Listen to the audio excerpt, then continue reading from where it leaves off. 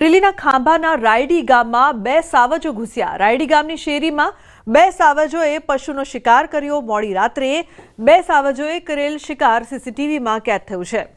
તો પશુનો શિકાર કરી સાવજોએ ગામમાં જ કરી મેજબાની। અવારનવાર ખાંભા ગીરના ગામડાઓ અને રાયડીમાં સિંહોના ધામા।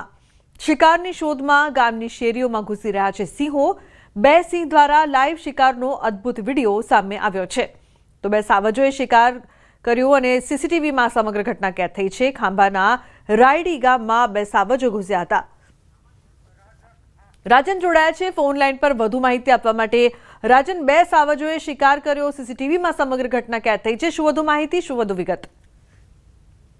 લુબના, આમ જોવા જઈએ તો ખાંભા, સાવરકુંડલા, રાજુલા, જાફરાબાદ એ સિંહોનો ગઢ ગણાય છે, કારણ કે આ વિસ્તારમાં સિંહો સૌથી વધુ વસવાટ કરે છે અને છાસવારે આ પ્રકારની ઘટનાઓ બનતી હોય છે। ગઈકાલે રાતની આ ઘટના છે ને ખાંભા તાલુકાના રાયડી ગામમાં બે સાવજો ઘૂસી આવ્યા હતા। દ્રશ્યોમાં પણ આપ જોઈ શકો છો કે કઈ રીતે ગાયનો શિકાર કરે છે અને રાયડી ગામની શેરીઓમાં જ તેમણે શિકારની મિજબાની માણી હતી। આ સમગ્ર ઘટનાથી આ વિસ્તારના ગામોમાં ફફડાટ ફેલાયેલો છે, કારણ કે છાસવારે સાવજો ગામમાં ઘૂસી આવે છે અને પશુઓના મારણ કરીને ફરી જંગલ તરફ જતા રહે છે। લુબના, બિલકુલ આભાર રાજન સમગ્ર માહિતી બદલ। તો ગ્રામજનો છે તેઓમાં ડરનો માહોલ જોવા મળી રહ્યો છે। ગીર સોમનાથ પેટ્રોલ પંપ પર બે સિંહણો આવી પહોંચતા ફફડાટ જોવા મળ્યો છે। વરસાદી માહોલની વચ્ચે બે સિંહણોની પેટ્રોલ પંપ પર લટાર। વહેલી સવારે ઘટાવડ ગામે નગડલા રોડ પર આ સમગ્ર ઘટના બની છે। પેટ્રોલ પંપ પર સિંહણોની લટારની ઘટના સીસીટીવી કેમેરામાં કેદ પણ થઈ છે। તો સિંહણોની લટાર સીસીટીવીમાં કેદ થઈ છે। પેટ્રોલ પંપ પર સિંહણો આવી પહોંચતા લોકોમાં ડરનો માહોલ જોવા મળ્યો હતો। તો બે સિંહણો પેટ્રોલ પંપ પર લટાર મારતી નજરે ફરી। ગીર સોમનાથમાં સાવજના આટાફેરા। સરખડી ગામે વોલીબોલ ગ્રાઉન્ડ પર દેખાઈ સિંહણ। ગ્રાઉન્ડ પર લટાર મારતી સિંહણનો વિડીયો વાયરલ થયો છે। સરખડી ગામ વોલીબોલ ગ્રાઉન્ડ માટે ધરાવે છે નામના। વહેલી સવારે સિંહણના વોલીબોલ ગ્રાઉન્ડ પર આટાફેરા। સિંહણનો વિડીયો હાલ સોશિયલ મીડિયા પર વાયરલ થઈ રહ્યો છે। તો સિંહણ ગ્રાઉન્ડ પર આંટાફેરા મારતી દેખાઈ, લોકોમાં ડરનો માહોલ છે।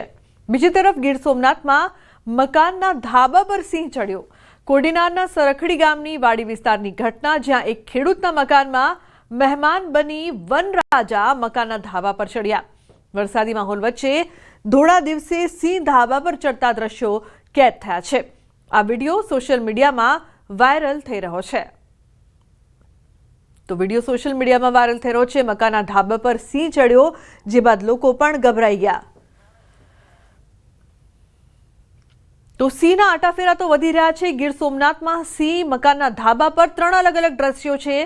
પેટ્રોલ પંપ પર લટાર મારતો, વોલીબોલ ગ્રાઉન્ડ પર લટાર મારતો સિંહ, બીજી તરફ ધાબા પર સિંહ ચડ્યો। દિનેશ જોડાયા છે ફોન લાઈન પર।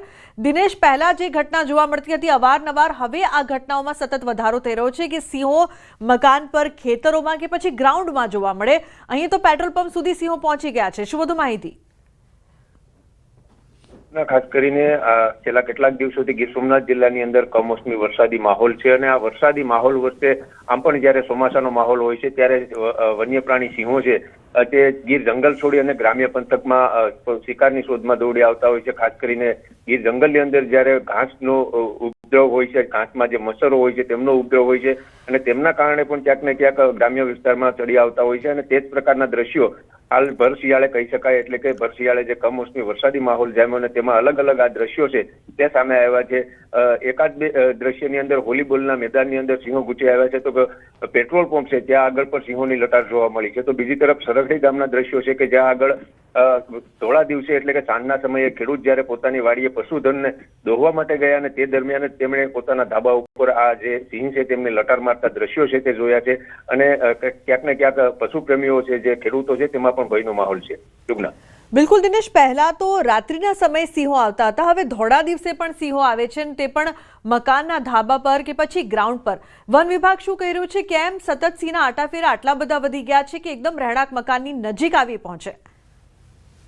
જી બિલકુલ લુબના, જે પ્રમાણે મેં પહેલા જણાવ્યું એ પ્રમાણે કે ખાસ કરીને જ્યારે વરસાદી માહોલ હોય છે અને ગીર જંગલની અંદર જે ઘાસ મોટું થઈ જતું હોય છે અને તેમને કારણે ત્યાં મચ્છરોનો ઉપદ્રવ વધતો હોય છે અને મચ્છરોના ઉપદ્રવ વધવાને કારણે આ જે વન્ય પ્રાણીઓ છે, સિંહો છે, તેઓ ગ્રામ્ય વિસ્તારની અંદર સડી આવતા હોય છે. બીજી તરફ જ્યારે વરસાદી માહોલ જામતો હોય છે, શિયાળાની ઋતુ આવતી હોય છે, તે શિયાળાની અંદર પણ સિંહો છે તેમને ભૂખ થોડી વધુ જાગતી હોય છે અને તેમના કારણે પણ શિકારની શોધમાં ગ્રામ્ય પંથકમાં ચડી આવતા હોય છે.